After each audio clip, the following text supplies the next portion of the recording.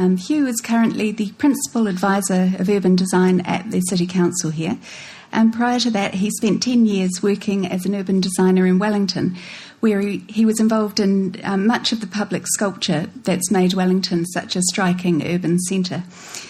Hugh was closely involved in the development of the Wellington waterfront framework, which has shaped the development of that fantastic public space on the waterfront there over the last decade.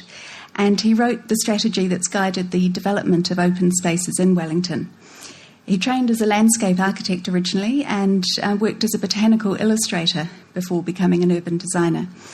And Hugh's been responsible for developing the content of the draft recovery plan for Christchurch's central city after the earthquakes. So welcome, Hugh.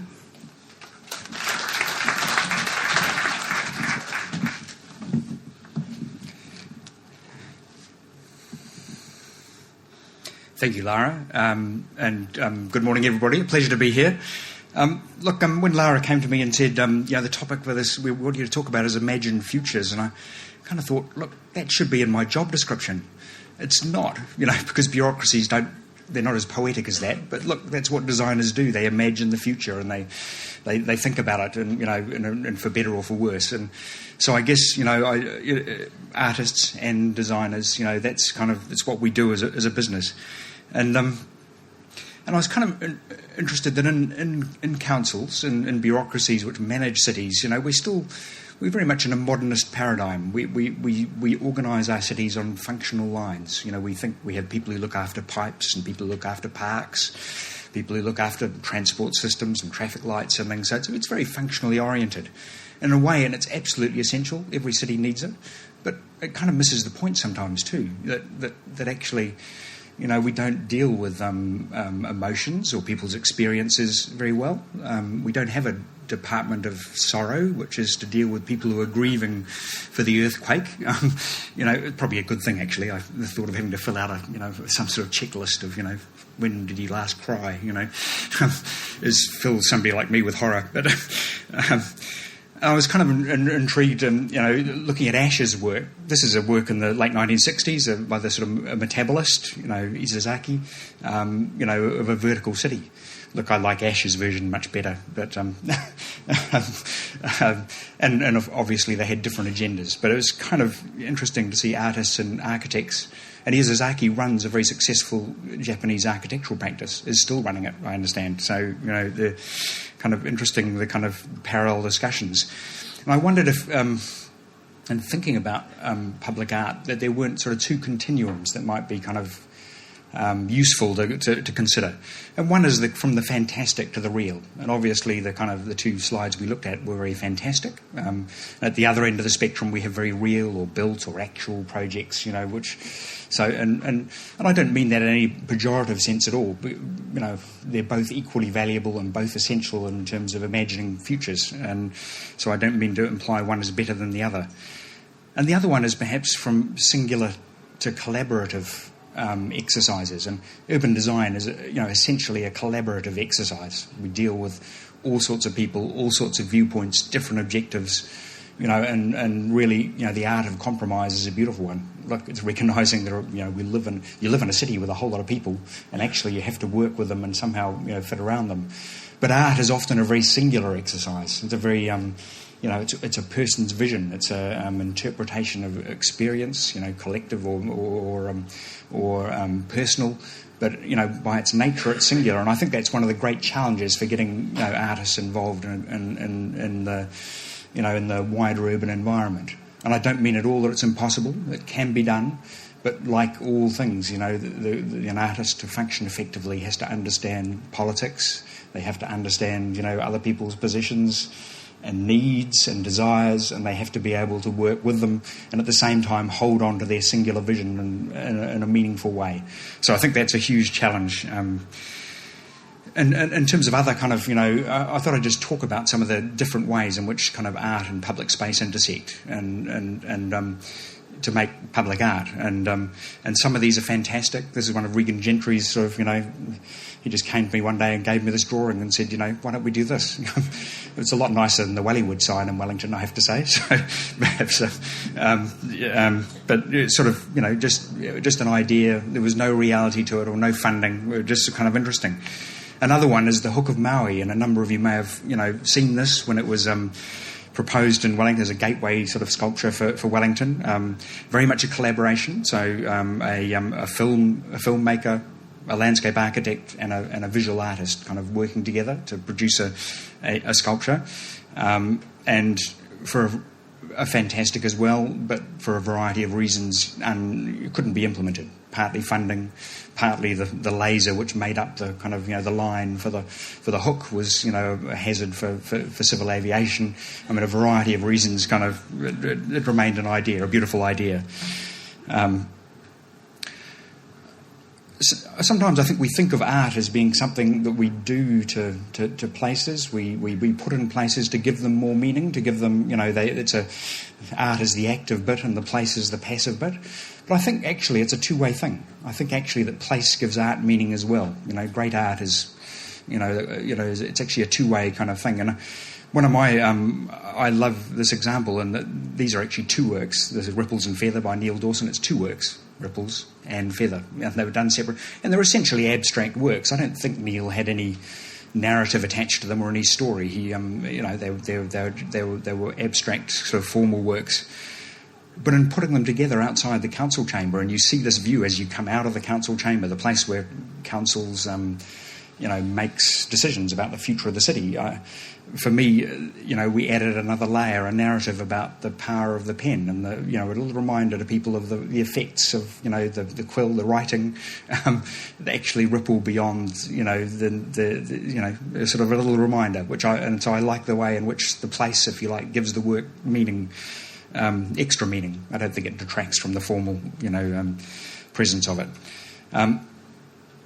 This is a series of wind sculptures down in Wellington, down Cobham Drive, and I like to think that I don't think they were responsible for Wellington starting to think of itself as being proud of being windy.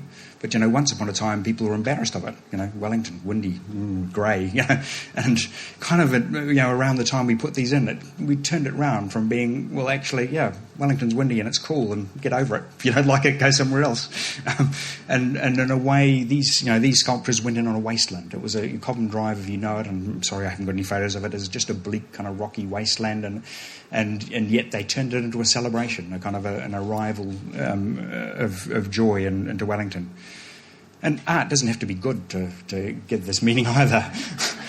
This is the worst fountain I can think of, in any technical sense. It cost the council hundreds of thousands to run it. It's noisy. It splashes everywhere. The water doesn't go where it's intended to. It's a mess. But Wellington people love it. It's absolutely fantastic. I swear I've seen an old lady standing beside this, looking the other way, jump into the air with fright when all the buckets go boom, boom, boom, boom. And it's got its own website, it's got T-shirts, and Wellington people, it's part of their identity. And I have a terrible confession to make here, that I actually like the corgis. Well, I know that completely destroys my credibility in any arts forum, but they're so bad. I mean, it's hard to think of anything good about them, to be honest. You have to like them for that. And what I really, and maybe, look, I love this kind of, on the two diagonal streets, Victoria and Street and High Street, we have this juxtaposition. In 1903, this is what we did to celebrate, Queen Victoria, this beautiful, statue, the celebration. In 2003, 100 years later, this is the 50th Jubilee of the Queen. She's still hanging in, but just by her corgis. So it's a kind of, it's a social commentary, really, on the position of, on the way our society's thinking. And sometimes, look, good art is punctuation. I think Sky Blues in Wellington is just about it's expressing the important public, urban punctuation, expressing important public spaces and giving them meaning and shape. Sometimes it's purely about formal spatial things. Zephyrometer, Zephyrometer is a fabulous sculpture by Phil Price, and look, we had to get resource consents for this, as well as William said. You go through a terrible bureaucratic process, and at the end of it, a surveyor goes out and they get they mark a little post with with that dazzle, and they stick it in the ground. This is where it's going. And when Phil arrived here to put in the base to this, we both stood there and we realised it was in the wrong place. I mean, it was in the right place. We were supposed to be, but it was in the wrong place. And that actually, when you look beyond the boundaries of the site plan, the kind of 100 metre square, and you realise there's this road coming down towards Zephyrometer, and if we moved it 10 metres, it was right in the sight line as you came down the main entrance to Wellington. So, Phil and I looked at each other and we picked the dazzle stick up and we moved it into the right place. I mean, the wrong place. And for the next couple of months, people would come and say, it's in the wrong place, and I said, artists, they never do what they're told. and Phil would say, no, the council approved it. They were there, they'd signed it off. And they never got us in the same room, luckily. But anyway, and by the time you put in tons of concrete, it's quite hard to move it anyway. But, that's why it's in the right place now.